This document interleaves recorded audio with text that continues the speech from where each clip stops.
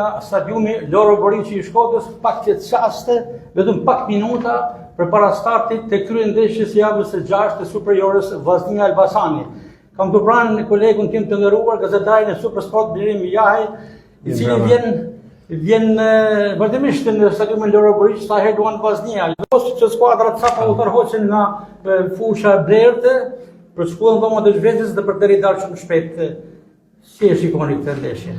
Është kryendeshje për ju? Është kryendeshje sepse ka entuziazëm shumë dhe në Elbasan. Ka entuziazëm shumë dhe në Shkodër dhe i shikoj dy skuadra që i kanë arsye pse të kenë entuziazëm edhe për tifozët, edhe për drejtuesit, edhe për lojtarët.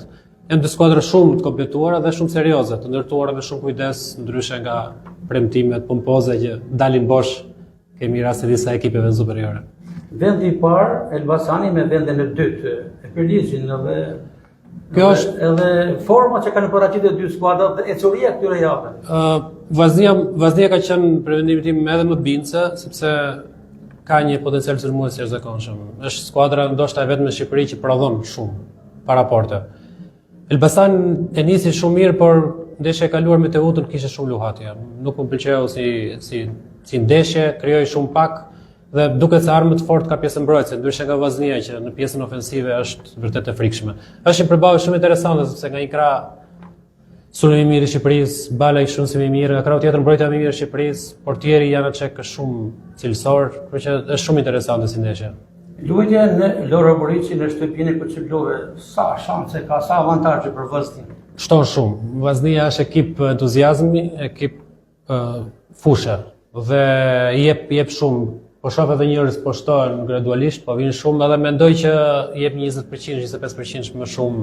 Sa vija në stadium po shikoja edhe hyrjet e stadiumit që ishin plot për plot, praktikisht rrallë. Madje pash edhe një grup të tifozëve Elbasanës që ishin duke u futur brenda. Edhe ata janë për të trokitur sepse njësoj si të Vllaznisë po e shoqërojnë ekipin. Kam parë dhe tifozë Vllaznisë shumë entuziastë edhe në Durrës para pak javësh jashtëzakonisht shumë tifoz shkodran dhe u bëj komplimente. Bravo. Kam në dorë formacionin, ju e patë edhe me herët, çfarë i bën përshtypje?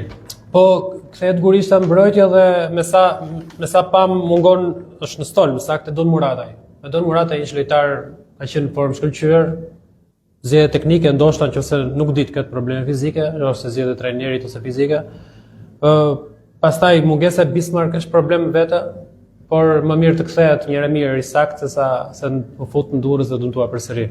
Por kam përshtypjen i ka armët edhe opsionet në të gjitha repartet të Vllaznisë. Jeni me atë që kemi thënë edhe shumë herë të tjera që Edi Martini ka 2, madje ndoshta edhe 3 formacione të gatshme për nivelin, kualitetin, cilësinë që kanë lojtarët. Kur e ka të gjithë në dispozicion, po është vërtet një ekip me dy ekipe, më saktë, 2 skuadra të plota. Është vërtet për të admiruar sepse është punuar shumë zgjuarsi. Nuk ka dublime të kota lojtarësh ose mbi vendosje, por ka gjithmonë në vendet e duhura janë bërë afrimet. Më pëlqen dhe lvizjet e Vllaznisë të verë. Ndërkohë janë luajtur 2 ndeshje, derbi, befasoi Tirana, e cila Tirana jo befasoi, po dominoi në mënyrë të frikshme, tregon që Partizani është skëter, domethënë këtë sezon. Ndërsa Tirana besoj se doli nga kriza dhe do jap një shtys fuqishme kjo fitoria në derbi, sepse është vlerë 6 pikë edhe më shumë. Kurse Dinamo Flamurtari nuk është se pritet një surprizë, po Flamurtari vazhdon, merr karton të kuq në fillim, javën e kaluar psoi penalti që në pjesë të parë. Tregon që ka ende shumë punë për të bërë për gjetë ekuilibra. Është një ekip i çoroditur. 2 pankina ndoshta për të mësuar emrat e trajnerëve të ri, tek Partizani ndoshta, por më shumë edhe tek Flamurtari. Me shumë gjasa, pak të njëra për këtyre këtë javë do ndryshoj, këto 2 javë, mos të 2 javë. Te Partizani ka ikur drejtori sportiv Abilalia, kështu që është periudhë tranzicioni. Me këto kampionati janë shumë presion, dhe do detyrohen të lëvizjes së bën, edhe pse nuk është normale që për 6 ndeshje ndryshosh trajner, por nuk të pret koha, me 2 pikë, 4 pikë sa janë këto ekipe, shumë keq. Do diçka për ndeshjet e ditës së ardhshme, të nesërme. Po, unë pres me interes Teuta Bylis. Teuta është skuadër që nuk njeh humbje, skuadër organizuar në mënyrë fantastike, më bëm shumë përshtypje. Mund ta themi surprizë të uta. Surprizë edhe pse në 5 sulmues sulmues ka ende vështirësi, janë me shumë vështirësi golin. Ndërsa në krah tjetër Byli është surprizë për lëngjë, bën një skuadër e bukur për tu parë. Skuadër e guximshme, nuk ka problem luan jashtë, luan në shtëpi. Edhe ajo është vërtet interesante. Duke kthyer tek sfida që presin të startojnë nga Sasi në çast 1-2 apo 2? Mendoj fiton Vllaznia. Fiton Vllaznia. Po. Nuk e di zati se si jemi aq larg pamës, por mendoj fiton Vllaznia. E kam parë ndeshjet e kaluara dhe javën e kaluar Elbasani më zgënjeu, nuk më pëlqeu. Mendoj që sot do vuaj shumë Elbasani. Shikoni Vllaznin pretendente serioze për titull? Në këtë moment është pretendent numër 1. Në këtë moment që flasim, bashkë me Ignatian, se dhe Ignatia po rritet shumë. Por në 36 javë me shumë muaj përpara, ka shumë rrugë për të bërë Vllaznia. Për fat, është gjë e mirë kjo skema e re me përgjithësi pikësh, nuk zerohen pikët, sepse gjithë puna që ka bërë gjithë sezoni nuk mund të zerohet dhe të fillojë nga zero çdo gjë. Me që jemi në prag të ndeshjes hipit tonë kombëtar, shumë shkurt një opinion për prag Serbi e Shqipëri, ku Serbia të fundit janë që është pa bileta, masat më të fundit e federatës e futbollit. Serbia është në kaos, pesimizëm, ka shumë probleme Serbia, por nuk është se ne jemi shumë më mirë. Skuadra nuk vjen në gjendje perfekte. Ndoshta edhe shanset për të kapur vendin e dytë tashmë janë goxha të vogla. Duhet fitojmë Serbi, duhet bëjmë një ecuri perfekte. Kështu që nuk është se pres të një mrekulli.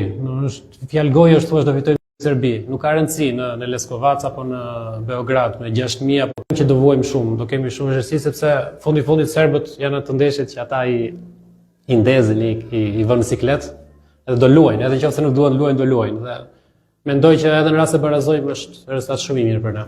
Deri në kjo ndërprerje e kampionatit për arsye të ekipit kombëtar, cilin prej skuadrave mendoni se favorizon më tepër? Në kampionatin tonë? Po. Realisht i bën dëm, do thosha, nëse fiton Vllaznia sot, i bën dëm se i prish havin, i prish ritmin. Skuadrat që janë në formë prish ritmin, kurse skuadrat flamurtare që kanë nevojë janë siklet Flamurtarit, Partizanit, kanë nevojë, dolën dhe ekipet. Skuadrat për dalin fushën e lojës dhe unë ju lë lirë për të vijuar detyrën tuaj. Deri faleminderit. Suksese Vllaznisë dhe juve. Praktikisht një gazetar shumë i njohur i disa posteve, ish kryeredaktor i imi në gazetën Sport Express të dikushme, sot gazetar në SuperSport. Faleminderit. Faleminderit dhe juve.